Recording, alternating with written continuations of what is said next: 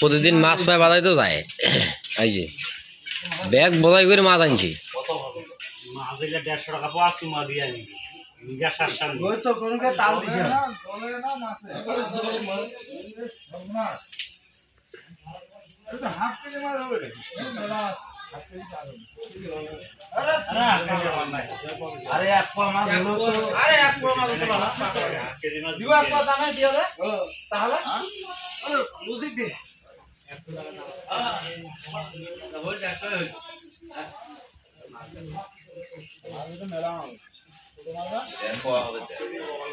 কি খালি সব পয়ায় খালি পয়া পয়া তুমি